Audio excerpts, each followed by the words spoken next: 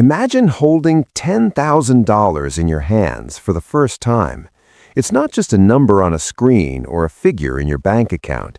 It carries a weight, a subtle shift in perception that quietly alters the way you approach decisions, risk, and your very sense of possibility. Suddenly, what felt distant becomes tangible.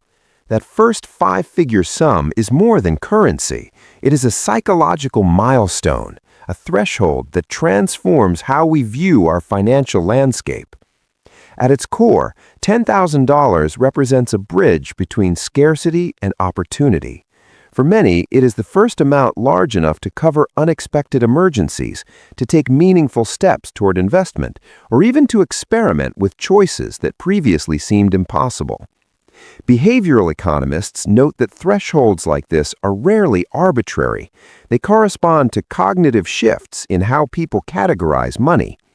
Below this point, money is often framed as survival. Above it, it begins to feel like leverage. Psychologically, the effect is profound. When you first cross this line, your brain registers not just the quantity, but the implications of holding something substantial yet manageable. It is enough to experiment without catastrophic risk, enough to reframe decisions about spending and saving, yet not so much that the responsibility overwhelms.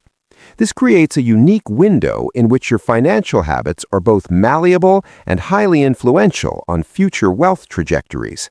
The feeling of possibility alone can shift behavior, often leading to more deliberate planning and measured risk-taking. Mathematically, the significance of $10,000 can be illustrated in several ways. Consider a modest emergency fund. $10,000 can cover several months of essential living expenses for an average individual, creating a buffer that changes your decision-making calculus. In investment terms, if deployed with a conservative 5% annual return, it generates $500 per year in passive growth. While $500 may not seem transformative, it represents a foundation, the initial compounding seed that can accelerate over time.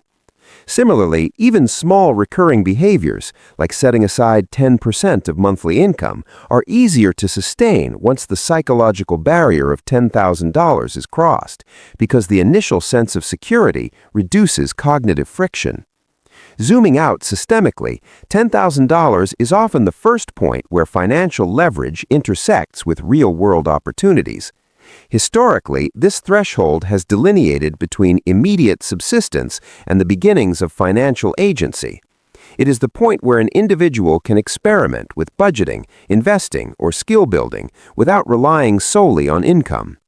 Economists describe this as the transition from hand-to-mouth liquidity to what might be called flexible liquidity, where money becomes not just a tool for survival, but a medium for strategic growth.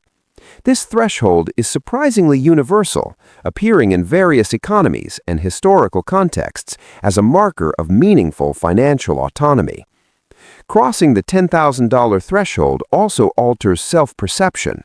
It is the first amount that makes you see yourself not as someone perpetually constrained by scarcity, but as someone capable of controlling and allocating resources intentionally.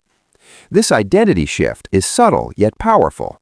Behavioral science demonstrates that once individuals internalize this sense of capability, they are more likely to make choices aligned with long-term goals rather than immediate impulses.